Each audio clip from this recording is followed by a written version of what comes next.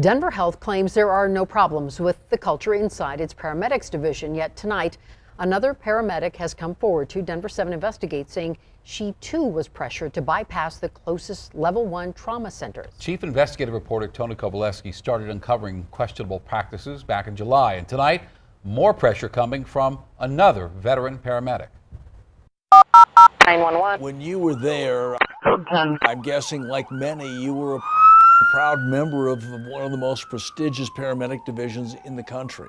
Absolutely, everyone wants to work for Denver Health. She spent nearly a decade in these ambulances, driving at high speeds, trying to save lives. What ultimately made you walk away? It's not a healthy environment. Since leaving Denver Health, she has found another job as a paramedic. She's asked us to disguise her voice and her appearance because she still fears retaliation. When you watched that story, that example, what did it say to you? I've done the same thing when I worked for Denver Health. Right now she is not conscious, but she is breathing. She's talking about decisions made by Denver Health paramedics responding to an 11-year-old girl hit by a car while riding her bike in Sheridan. My daughter deserved better. En route to Denver Health following medical. Why did they travel so far? Why?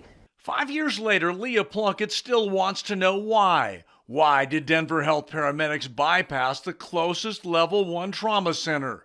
Swedish Medical was just 2 miles from the crash location. Instead, paramedics elected to drive Andrea more than 3 times the distance. Records show it took more than 17 minutes to get the critically injured 11-year-old to Denver Health. 2 humans made bad decisions that day and took a child from this world. I felt for those paramedics. They were doing exactly what they've been taught and told to do. And I know for sure, had they not done that, they would have gotten a talking to. You're going Swedish? Denver Health. I guess I'm not surprised, but still saddened at the same time that we're not putting what's in the best interest of the patient first.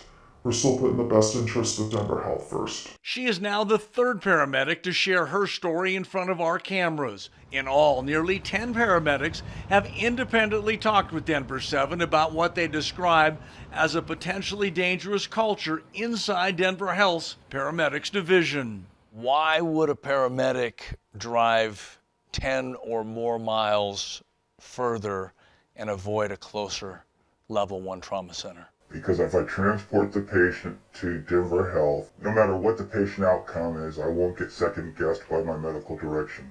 If I transport them to another facility, it will be scrutinized and reviewed a lot closer. Are you surprised by what we found? Nope, not at all. All level 1 trauma goes to Denver Health. You will go by other level 1 trauma centers to go to Denver Health. If not, you were questioned as to why you did not take that patient to Denver Health. Disappointed that this issue has come to light?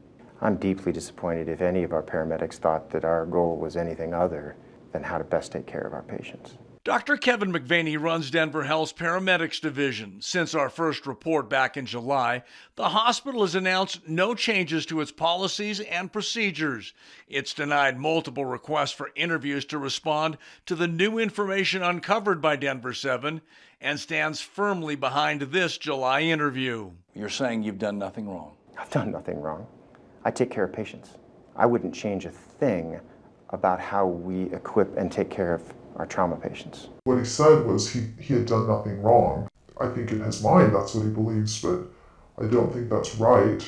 What they're doing up there is not in the patient's best interest. During her nearly decade of work at Denver Health, like others, she recalls receiving pressure from upper managers after making a decision to take a critically injured patient to the closest appropriate level 1 trauma center. I had a gunshot wound to the head out in the southeast corner of Denver, and I transported this gentleman to Swedish, which is a level 1 trauma center. And after the call, I received a phone call from a supervisor asking me why I made that choice instead of going back to Denver Health. Did that pressure change the way you made decisions in the future? Absolutely. I became that yes person for the company, did everything for them according to what they wanted. Denver Health continues to deny our request to speak with CEO Robin Wittenstein about her culture and our reports. The hospital again issued a statement saying, in part, since there appears to be nothing new you are covering in this upcoming story, we are not able to give you an additional interview. And the hospital added, the number one objective for our paramedics is what is in the best interest of the patient.